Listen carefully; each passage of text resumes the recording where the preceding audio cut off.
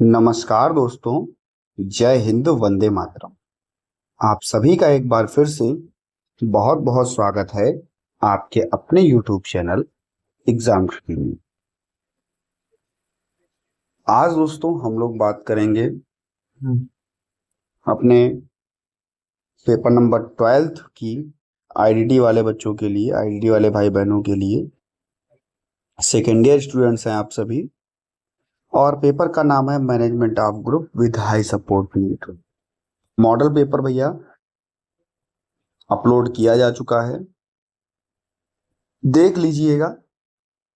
और बाकी कुछ क्वेश्चन जो मुझे इंपॉर्टेंट लगते हैं मैंने इसमें रख दिए हैं, तो उनको भी हम लोग यहाँ पर कर लेंगे। सबसे पहला प्रश्न है, उच्च समर्थन से क्या तात्पर्य है? हाँ भैया, जो एक बहुत ही जरूरी सूचना है। ठीक है, आपको लगता है कि आपको वीडियो से कुछ नहीं मिलता, कुछ नहीं मिलता, ठीक है, तो आप वीडियो को ना देखिए।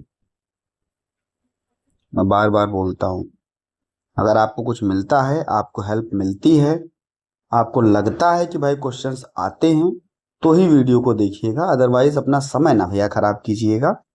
ठीक है, हमारा तो काम है, उस काम को हम करते रहेंगे। आप देखिए ना देखिए, लेकिन अगर आपको लगता है कि भैया नहीं मिलता तो ना देखिए, क्या समस्या है आपके पास बहुत सारे जो है प्लेटफॉर्म्स हैं। ऑनलाइन शिक्षा का मतलब यही होता है कि जो सबसे अच्छा आपको पढ़ा रहा हो आप उससे पढ़ लीजिए। आप तो वहां पर बिल्कुल स्वतंत्र है। ठीक, और ये मैं केवल इसलिए बोल रहा हूँ, आज एक बच्चे का कमेंट आया था वीडियो में, कुछ नहीं मिलता, फालतू में वीडियो बनाई जाती है। तो भाई ये उन्हीं के लिए मान लीजिए। उच्च समर्थन से क्या तात्पर्य है? उच्च समर्थन का अर्थ विशेष शिक्षा या उद्देश्य उन विद्यार्थियों को शैक्षिक अवसर प्रदान करना जिन्हें सीखने में कठिनाई होती या जो किसी मानसिक, शारीरिक, संवेदी या व्यवहारिक चुनौती से जूझ रहे होते। भाई उच्च समर्थन हमें उन्हीं को देना होगा जिन्हें कोई सीखने में कठिनाई होगी, जो किसी मानसिक स्थिति से जूझ रहे होंगे, संवेदी स्थिति से जूझ रहे होंगे, शारीरिक स्थिति से जूझ रहे होंगे। इन छात्रों की आवश्यकता भिन्न भिन्न होती है। भाई कोई कम सपोर्ट मांगता है, कोई उससे ज्यादा सपोर्ट मांगता है, तो कोई बच्चा हाई सपोर्ट मांगता है। और हाई सपोर्ट वाला बच्चा वही होता है जिसमें गंभीर रूप से दिव्यांगता होती है। उच्च समर्थन का अर्थ छात्र को सीखने और स्कूल के वातावरण में प्रभावी रूप से भाग लेने के लिए विशेष रूप से गहन, सुसंगत और व्यापक सहायता की जरूरत होती है। उच्च समर्थन की विशेषताएं क्या होंगी? तो हम कहेंगे गहन व्यक्तिगत सहायता। ऐसे छात्रों को अधिकतम स्तर की सहायता होती है, आवश्यकता होती है। एक एक करके, यानी कि 1-to-1 सेशन आप दे सकते हैं, दैनिक हस्तक्षेप कर सकते हैं और बच्चे की सख्त निगरानी कर सकते हैं। बच्चे के लिए व्यवहार प्रबंधन योजनाएं बनाना। कई जो उच्च समर्थन आवश्यकता वाले बच्चे होते हैं, क्योंकि उनको ज्यादा समस्या है, तो आक्रामक व्यवहार, आत्म नुकसान, सामाजिक संचार में गड़बड़ी, ये चीजें देखने को मिलती है। उनके लिए अनुकूलित व्यवहार योजना की आवश्यकता होती है। संवेदनशील और चिकित्सा की जरूरतें। भाई उच्च समर्थन आवश्यकता वाले बच्चे हैं जिनको ज्यादा सपोर्ट चाहिए, तो उनके लिए उच्च समर्थन दिया जाएगा। और उच्च समर्थन दिया जाएगा तो आप कह सकते हैं, तो भैया उनके लिए आप कह सकते हैं कि भाई physiotherapist, occupational therapist, speech therapist, निरंतर उनको आवश्यकता बनी रहती है, क्योंकि उनको हाई सपोर्ट की आवश्यकता होती है, ज्यादा समर्थन की आवश्यकता होती है। मॉडिफाइड करिकुलम, ये छात्र अक्सर सामान्य पाठ्यक्रम को नहीं अपना सकते। क्यों? क्योंकि इनके लिए इनकी क्षमता, अनुकूलन क्षमता को देखते हुए इनकी जरूरतों के अनुसार पाठ्यक्रम को बनाया जाता है, मॉडिफाई किया जाता है। इसके लिए विशेष सेटिंग्स, कई बार इन छात्रों को मुख्यधारा की कक्षा से अलग विशेष कक्षा, संसाधन कक्ष विशेष विद्यालय में रखा जाता है, क्योंकि इनकी जरूरतें क्या होती हैं उस माहौल के अनुसार होती। ठीक है। गंभीर ऑटिज्म स्पेक्ट्रम डिसऑर्डर वाले अगर बच्चे हैं तो बोलचाल में सक्षम नहीं होंगे, सामाजिक संपर्क में उनको कठिनाई देखने को मिलेगी। गंभीर के साथ में गहरी बौद्धिक अक्षमता है तो उनके लिए बुनियादी जीवन कौशल सीखने में उनको कठिनाई का अनुभव करना पड़ेगा। ठीक है, ये बच्चे जो होते हैं वो उच्च समर्थन वाले होते हैं। आगे बात करते हैं सरकार के द्वारा दिव्यांगों को प्रदान की जाने वाली कल्याणकारी योजनाएं। सरकार के द्वारा दिव्यांगों को दी जाती हैं कौन कौन सी योजनाएं? दिव्यांगजन सशक्तिकरण योजना, दिव्यांग व्यक्तियों का शिक्षा, कौशल प्रशिक्षण, पुनर्वास, रोजगार के अवसर ये चलाया जाना, जिससे बच्चे को जो है सारी चीजें मिल सके जो उसके लिए आवश्यक है। स्कूलों में सहायता, ब्रेल पुस्तकें, ब्रेल लिपि, सांकेतिक भाषा। नेक्स्ट है भैया ADIP, दिव्यांग व्यक्तियों को व्हीलचेयर, कान की मशीन, कृत्रिम अंग आदि मुफ्त या रियायती दरों में प्रदान करना। ADIP योजना सहायक उपकरण वितरण योजना जो होती है, वहां पर जितने भी दिव्यांगों के लिए जो है चीजें होती हैं वो रियायती और मुफ्त दरों पर जो है उपलब्ध कराई जाती है। NHFDC राष्ट्रीय दिव्यांग वित्त एवं विकास निगम, दिव्यांगों को रोजगार के लिए कम ब्याज और ऋण पर देना। ठीक है, जैसे कि भैया उनकी रोजगार कौशल प्रशिक्षण उनको बेहतर मिल सके, वित्तीय सहायता प्रदान की जा सके। सुगम्य भारत अभियान, सुगम्य भारत अभियान के अंतर्गत सार्वजनिक भवनों, परिवहन, सूचना संचार, इसमें बच्चे को सुलभ बनाना। UDID कार्ड हुआ, विशेष सहायता हुई, छात्रवृत्ति हुआ, शिक्षण सहायता हुई, ब्रेल लिपि हुई। ठीक है, UDID कार्ड हुआ क्योंकि भैया बच्चे की एक पहचान तो होनी चाहिए, एक यूनिक पहचान तो होनी चाहिए जो बच्चे को सरकारी लाभ उठाने में मदद करवाए। ठीक है, दिव्यांगजन विवाह प्रोत्साहन योजना, दिव्यांग व्यक्ति या विवाह से आप कह सकते हैं व्यक्ति या दिव्यांग व्यक्ति जो है विवाह करने वाले सामान्य व्यक्ति को प्रोत्साहन राशि प्रदान कर सकते हैं। दिव्यांगजन पेंशन योजना, कुछ राज्य सरकार दिव्यांगों को मासिक पेंशन प्रदान करती है, उत्तर प्रदेश, बिहार, राजस्थान ऐसी। ठीक है, बात करते हैं बाल्यावस्था में उच्च सहायता आवश्यकता समूह के लिए आवश्यक सहायता समर्थन पर चर्चा कीजिए। भाई बाल्यावस्था में बच्चे को हाई सपोर्ट नीड देनी है, उसकी शिक्षा, सामान्य विकास, देखभाल, सामाजिक समावेशन, इसके लिए आपको क्या बनाना है? आत्मनिर्भर बनाना है, निरंतर सहायता की आवश्यकता है। आमतौर पर गंभीर शारीरिक, मानसिक, बौद्धिक, संवेदी दिव्यांगता से ग्रसित बच्चे होंगे, इनके लिए ऐसा होगा जैसा कि गंभीर स्तर का ऑटिज्म है, इस पर आपकी गहरी बौद्धिक अक्षमता है, दिव्यांग बहुदिव्यांगता है, सेरेब्रल पाल्सी है। ठीक है, इन बच्चों को समाज और शिक्षा व्यवस्था में सफलतापूर्वक शामिल करने के लिए एक बहुआयामी सहायता प्रदान करनी होगी। ठीक है, इनके शारीरिक, मानसिक, भावनात्मक सभी पहलुओं को कवर करती हुई होनी चाहिए।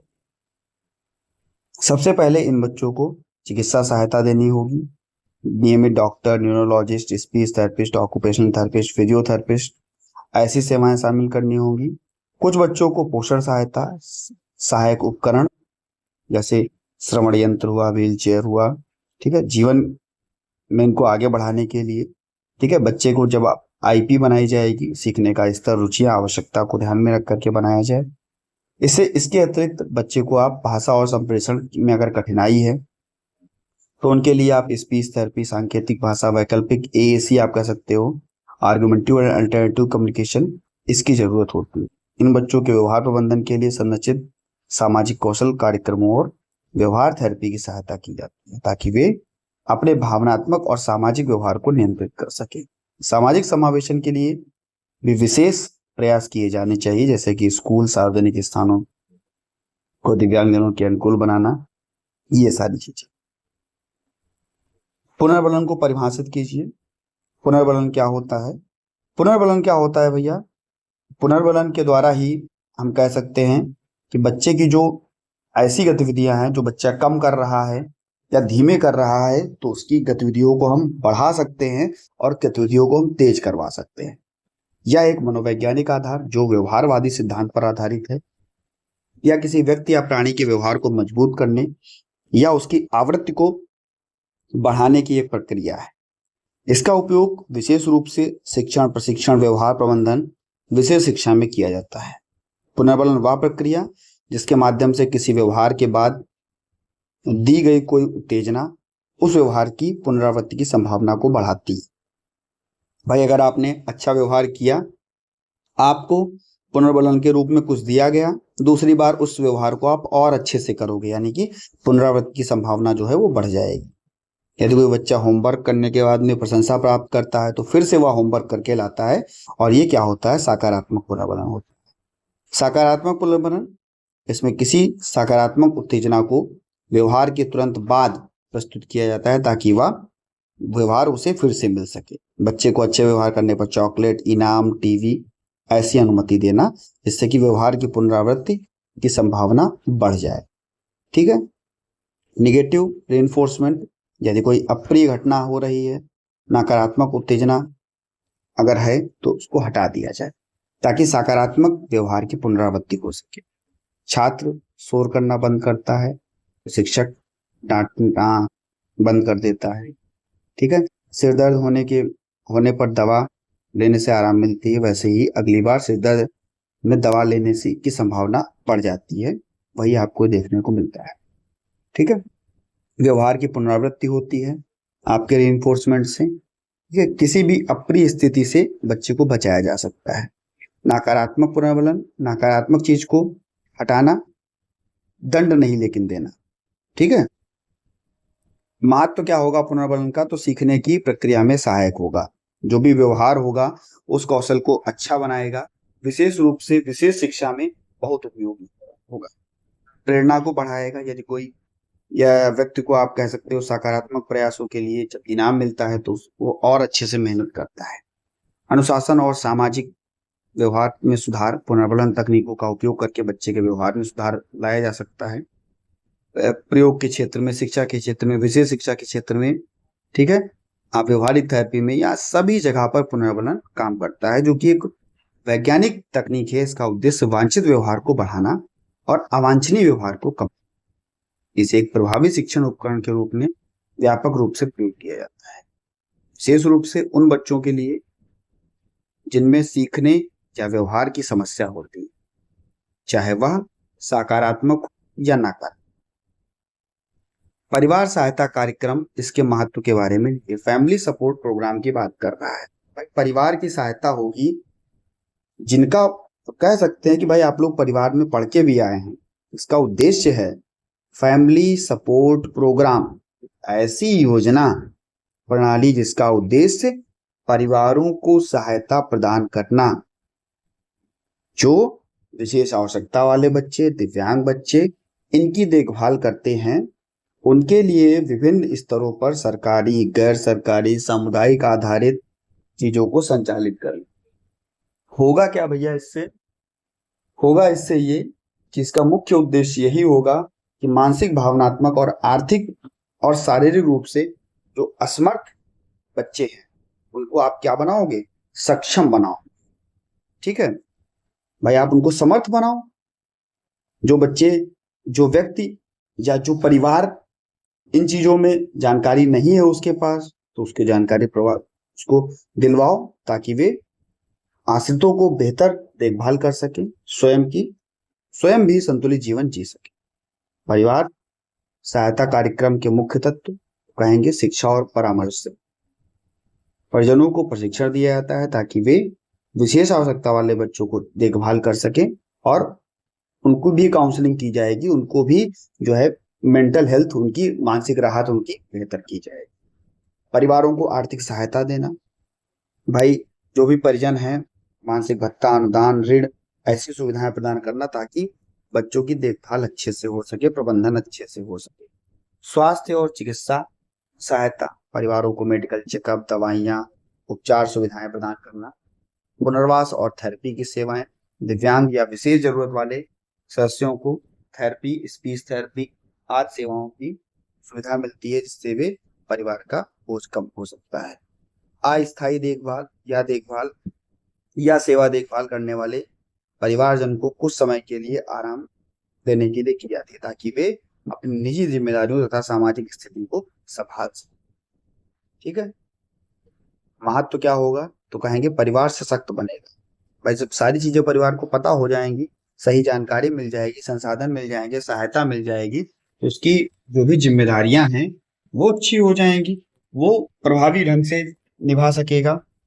कहेंगे कि मानसिक तनाव में कमी। मानसिक तनाव का मतलब ये है कि नियमित देखभाल बच्चे की करो, और नियमित देखभाल करोगे तो परिवार भी जो है मानसिक तनाव का वो भी देखेगा ना कि बच्चा सीख रहा है। तो जब उसको जानकारी मिल जाएगी, संसाधन मिल जाएंगे, तो मानसिक तनाव जो है वो कम हो जाएगा। बच्चों और आश्रितों की गुणवत्ता भरी देखभाल, आप कह सकते हैं कि परिवार जब अच्छा हो जाएगा, प्रशिक्षित हो जाएगा, तो वो क्या कर सकता है, बच्चों की अच्छे से देखभाल कर सकता है, उसके जीवन में विकास ला सकता है। आप कह सकते हैं कि संस्थागत देखभाल पर निर्भरता में कमी। जब परिवार सशक्त होगा तो व्यक्ति को संस्थानों में भेजने की आवश्यकता कम होती, वे अपने घर के माहौल में ही विकास कर सकते हैं। समाज और समावेशी शिक्षा में आप कह सकते हैं स्वीकार्यता, ऐसे कार्यक्रम जागरूकता फैलाना जिससे कि समाज अधिक सहिष्णु और समावेशी बनता है। ठीक है, कहेंगे भाई परिवार जब अच्छा होगा तभी बच्चे की जरूरत पूरी हो पाएगी, और तभी आप कह सकते हैं कि परिवार ही आगे चल करके एक अच्छे समाज का निर्माण करेगा, एकजुटता का निर्माण करेगा, सहनशीलता का निर्माण करेगा, जिससे समाज में अधिक दया, सहयोग, मानवता का वातावरण बनेगा, और परिवार का भी तनाव कम होगा, उसमें भी आत्मविश्वास बढ़ेगा। ठीक है, आकलन को परिभाषित कीजिए। असेसमेंट की बात करता है, उच्च समर्थन आवश्यकता के लिए उपयोग किए जाने वाले विभिन्न प्रकार के आकलन क्या हैं। आकलन आप सभी को पता है कि किसी भी व्यक्ति के कौशल, क्षमता, व्यवहार, ज्ञान, जरूरत, इनके स्तरों का आकलन करना, जिससे कि बच्चे को विशेष स्वास्थ्य, शिक्षा, पुनर्वास, ठीक है, ये सब चीजें दी जा सके, व्यक्ति को जो भी सहायता है, संसाधन है, उसकी सेवा उपलब्ध कराई जा सके। आकलन एक ऐसी प्रक्रिया जिसके द्वारा हम किसी व्यक्ति की वर्तमान स्थिति, आवश्यकताओं और योग्यताओं को समझते हैं, ताकि उसके लिए उपयुक्त सहायता और हस्तक्षेप की सेवाएं सुनिश्चित हो सके। उच्च समर्थन आवश्यकता वाले समूह के लिए आकलन के प्रकार, तो हम कहेंगे भाई जिसको उच्च समर्थन आवश्यकता होगी, तो हम कहेंगे भैया सहायता होगी, वो गंभीर कठिनाई वाले होंगे, और गंभीर कठिनाई वाले होंगे तो उनको हम अलग अलग प्रकार से उनका आकलन कर सकते हैं। शारीरिक और चिकित्सा आकलन, शरीर की कार्य क्षमता, मोटर स्किल, स्वास्थ्य सेवाएं, संवेदी क्षमताओं का मूल्यांकन किया जाएगा। चिकित्सा में जांच की जाएगी, फिजियोथेरेपी का आकलन किया जाएगा, दृष्टि और श्रवण परीक्षण दिया जाएगा। यह जानने में मदद करेगा कि व्यक्ति को कौन से सहायक उपकरण, उपचार और चिकित्सा की सेवाएं आवश्यक हैं। बौद्धिक और संज्ञानात्मक आकलन की बात करता है, व्यक्ति को समझना, निर्णय लेना, याद करने की क्षमता का मापना, ये सब चीजें आकलन में लाई जाएंगी। ठीक है, व्यवहारिक आकलन की बात की जाएगी तो व्यक्ति का व्यवहार, सामाजिक प्रतिक्रिया, भावनात्मक स्थिति, आत्मनियंत्रण का मूल्यांकन, ये सारी चीजें। ABA, ठीक है, applied behaviour analysis, functional behaviour assessment, ये सब चीजों को पता। भाषा और संप्रेषण आकलन, व्यक्ति को बोलने, समझने, अभिव्यक्ति और संवाद स्थापित करने की क्षमता को जानना। स्पीच लैंग्वेज थेरेपिस्ट, ठीक है, इन सभी चीजों का मूल्यांकन करना। AAC, आर्गुमेंटिव एंड अल्टरनेटिव कम्युनिकेशन की जो है आवश्यकता का आकलन करना। शिक्षा संबंधी आकलन, पढ़ने, लिखने, गणित आदि शिक्षण कौशल का आकलन करना, स्कूली प्रदर्शन का आकलन करना।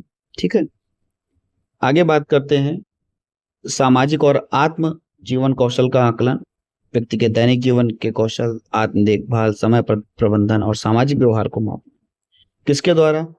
आप कह सकते हो VABS के द्वारा आप माप सकते हो, ABS के द्वारा आप माप सकते हो, जहां पर स्वतंत्र जीवन जीने की क्षमता को समझना और विकासात्मक योजना में सहायता करना। ठीक है भैया, पर्यावरण, परिवार का भी आप लोग आकलन कर सकते हैं, पर्यावरणीय आकलन आप लोग कर सकते हैं, परिवार की आय, शिक्षा। भाई जब परिवार अच्छा होगा, उसे सहयोग मिलेगा, जब सामाजिक सांस्कृतिक समस्या का सामना करना पड़ेगा तो देखने को आपको मिलेगा। उच्च समर्थन आवश्यकता समूह के लिए आकलन बहुआयामी है और सतत प्रक्रिया है जो संपूर्ण क्षमता, समस्याओं और आवश्यकताओं को पहचानने में मदद करती है। इसके माध्यम से शिक्षक, चिकित्सक, परामर्शदाता और परिवार को यह निर्णय लेने में सुविधा होती है कि किस प्रकार की सेवा या सहायता प्रदान की जाए। सही समय पर सही तरीके से उसका आकलन करना ऐसे बच्चों या व्यक्तियों के जीवन में एक सकारात्मक परिवर्तन ला सकता है और आत्मनिर्भर बना सकता है। बहुविषयक दल, मल्टी डिस्पेंसरी टीम की बात होती है। आप सभी को पता है कि मल्टी डिस्पेंसरी टीम जो होती है विशेष क्षेत्रों के विशेषज्ञों के साथ मिलकर के किसी विशेष व्यक्ति, विशेष आवश्यकता वाले बच्चे, दिव्यांगजन, मरीज, इन सभी का हस्तक्षेप करने में, उनका आकलन करने में, उनका मूल्यांकन करने में एक देखभाल योजना बनाई जा सकती है। एक साथ मिलकर के लोग बना सकते हैं। इससे होगा क्या? बच्चे का समग्र विकास होगा, सेवाएं प्रदान। कौन कौन होगा? तो हम कहेंगे विशेष शिक्षक होगा जो शैक्षिक आवश्यकताओं का मूल्यांकन करेगा। आपका क्लिनिकल साइकोलॉजिस्ट होगा, बच्चे के बौद्धिक, व्यवहारिक, भावनात्मक आकलन करेगा। आपका speech therapist, speech and language therapist होगा, संप्रेषण की समस्या का आकलन और उपचार करेगा। फिजियोथेरेपिस्ट होगा आपका, ऑक्यूपेशनल थेरेपिस्ट होगा जो एडीएल के विकास की बात करेगा। सामाजिक कार्यकर्ता होगा, परामर्शदाता होगा, आपका पारिवारिक सदस्य होगा। इसके कार्य क्या होंगे?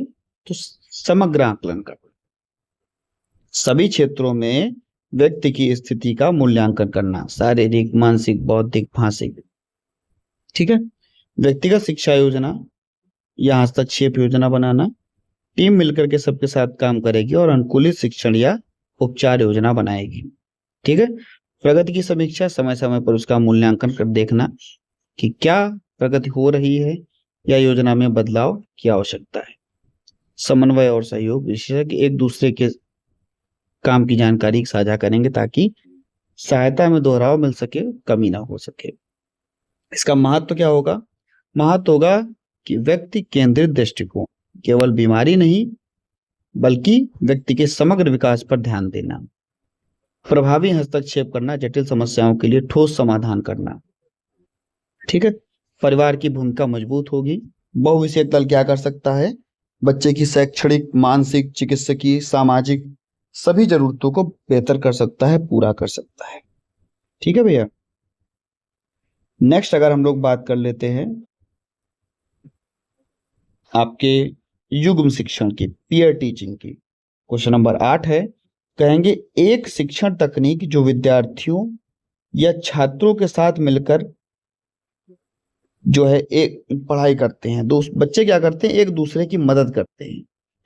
एक बार एक छात्र शिक्षक की भूमिका निभाएगा, दूसरा छात्र जो है वो शिष्य की या कह सकते हैं पढ़ेगा। एक छात्र पढ़ाएगा, दूसरी छात्र पढ़ेगा। फिर वे अपनी भूमिका बदल करके दोनों चीजों को अच्छे से समझेंगे, सीखने की प्रक्रिया में सक्रिय रहेंगे और संवाद के जरिए ज्ञान को बेहतर बनाएंगे। खास करके यह उन विद्यार्थियों के लिए होता है जिन्हें अतिरिक्त समर्थन या मार्गदर्शन की आवश्यकता होती है। यहाँ पर छात्र जब अपनी चीजों दूसरे को बताता है, उसका आत्मविश्वास बढ़ता है, सामाजिक कौशल उसका विकसित होता है, एक दूसरे से प्रेरणा लेकर के बेहतर समर्थन पा सकते हैं। यह समावेशी शिक्षा में बहुत प्रभावी माना जाता है भैया। रेस्पाइट केयर, राहत देखभाल की बात करते हैं तो यह एक अस्थायी सहायता है जो विशेष जरूरत वाले व्यक्ति की देखभाल करने वाले परिवार और देखभालकर्ताओं को कुछ समय के लिए आराम, राहत देने के लिए प्रदान की जाती है। इसमें देखभाल का काम कुछ घंटों, दिनों या कुछ अवधि के लिए होता है, किसी पेशेवर या सेवा प्रदाता द्वारा संभाला जाता है ताकि परिवार के सदस्य अपनी निजी जरूरतें पूरी कर सके, मानसिक तनाव कम हो और वे पुनः ताजा होकर के देखभाल काम कर सके। थोड़ी देर के लिए जो है दूसरे के लिए सहायता दे दी जाती है कि भाई जाओ थोड़ी देर के लिए, कुछ देर के लिए आप जो है दूसरे के पास, किसी पेशेवर के पास, किसी जो है आप कह सकते हो पुनर्वास दाता के पास उस बच्चे को छोड़ाओ, जिससे कि परिवार का व्यक्ति अपना भी काम कर ले और वो भी है थोड़ा तरोताजा हो जाए।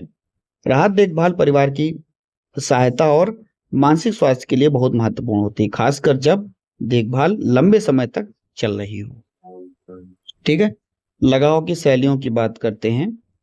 लगाव शैलियों के विभिन्न प्रकार। लगाव यानी कि अटैचमेंट स्टाइल। मनोवैज्ञानिक लगाव शैली जो है मनोवैज्ञानिक के वे तरीके जिसमें व्यक्ति अपने मुख्य संबंधों, खास करके माता पिता और देखभाल के साथ में जुड़ता है। 4 प्रकार का होता है। सुरक्षित लगाव, जहां पर आत्मविश्वास, भरोसा, दूसरों पर विश्वास, ये चीजें देखने को मिलती हैं। चिंताग्रस्तता, व्यक्ति संबंधों को लेकर असुरक्षित और चिंतित रहता है, उसे लगातार प्यार, ध्यान और स्वीकृति की जरूरत होती है।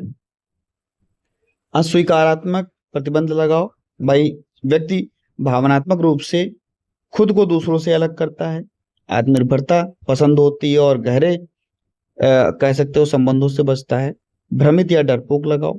ठीक है, होता क्या है कि किसी भी रिश्ते में डर या संदेह भी होता है, तो वो भी जो है कह सकते हैं देखने को मिलता है। या घनिष्ठता से डर पर अकेले पर ही काम करना नहीं चाहता।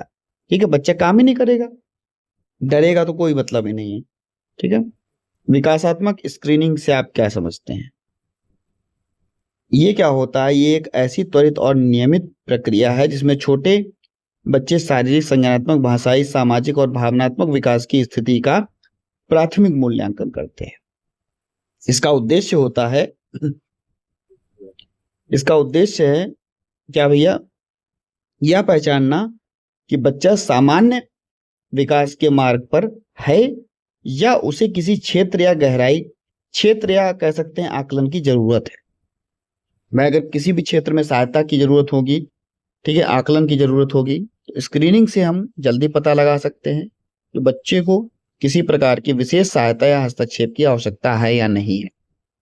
स्क्रीनिंग का मतलब ही होता है कि हम समस्त जनसंख्या में उन व्यक्तियों की पहचान करें जिनमें हस्तक्षेप में कोई लाभ हो। तो हम ये देखते हैं ना कि उनकी क्या आवश्यकता होती है, क्या नहीं होती है। एक प्रारंभिक जांच होती है जो विकासात्मक जांच से अलग होती है, और इसे अक्सर स्वास्थ्य केंद्र, स्कूल, बाल विकास केंद्रों में किया जाता है। ठीक है भैया, सहायता की अवधारणा को परिभाषित करें। सहायता क्या होती है?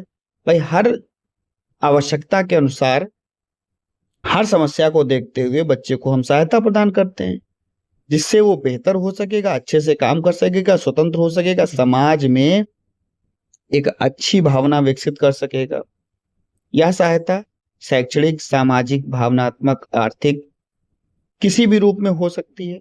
विशेष रूप से आप कह सकते हैं कि भाई विशेष जरूरत वाले बच्चों के लिए होती है, आत्मनिर्भरता बनाती है। ठीक है, बच्चों के लिए संसाधन, सेवाएं और मार्गदर्शन इनको प्रदान किया जाता है। सहायता का उद्देश्य है कि व्यक्ति को कमजोरी को दूर करना और उसकी क्षमताओं को विकसित करना जिससे कि सामान्य इसका जीवन यापन हो सके। सहायक प्रौद्योगिकी के लाभ और हानि, मैंने आपको क्वेश्चन कराया भी है भाई। सहायक प्रौद्योगिकी, असिस्टिव टेक्नोलॉजी, वे उपकरण या सॉफ्टवेयर या उपकरण के समूह होते हैं जो विशेष आवश्यकता वाले बच्चों की दैनिक गतिविधियों कार्य करने में मदद करते हैं। लाभ हानि इसके निम्नलिखित हैं। स्वतंत्रता में वृद्धि, भाई स्वतंत्र काम करेगा, निर्णय लेने की क्षमता बढ़ेगी, आत्मनिर्भरता बढ़ेगी। संचार में सुधार, संचार में कठिनाई वाले बच्चों के लिए टेक्नोलॉजी जैसे कि स्पीच जनरेटर, मोबाइल ऐप्स, इनमें आप मदद दे सकेंगे। शैक्षणिक और कार्य क्षमता में सुधार, पढ़ाई लिखाई, अन्य कार्यों की तकनीकी, ठीक है, इसमें बेहतर प्रदर्शन करने। सामाजिक समावेशन, सहायता मिलने से व्यक्ति सामाजिक गतिविधियों में बेहतर रूप से भाग ले सकता है। जीवन की गुणवत्ता में सुधार ला सकता है कि भाई जल्दी सीख लेगा और सरल रूप से सीख सकता है। हानियां क्या होती है? महंगा होता है, क्वेश्चन मैंने आपको कराया है। काफी तकनीकी जो होती है जटिल होती है, कुछ लोग समझ पाते हैं, कुछ लोग इसका प्रशिक्षण नहीं ले पाते। निर्भरता बढ़ जाती है। ठीक है, बहुत अधिक अगर तकनीक पर आप निर्भर रहेंगे तो स्वाभाविक क्षमता आप खो देंगे, कम हो जाएगी आपकी स्वाभाविक क्षमता। रख रखाव में भी जो है नियमित देखभाल की आवश्यकता होती है, मरम्मत की आवश्यकता होती है।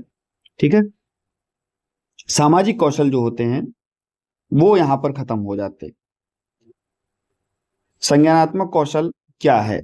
कॉग्निटिव स्किल में आप देखेंगे मानसिक क्षमता से संबंधित जिनकी मदद से हम जानकारी प्राप्त करने, समझने, विश्लेषण करने, याद रखने और समस्याओं को हल करने में जो है कार्य करते हैं।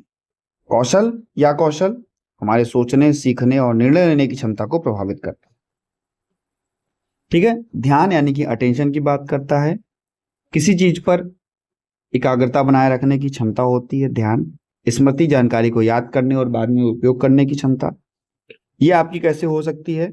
ये आपकी हो सकती है अल्पकालिक और दीर्घकालिक, दोनों आपको पता है।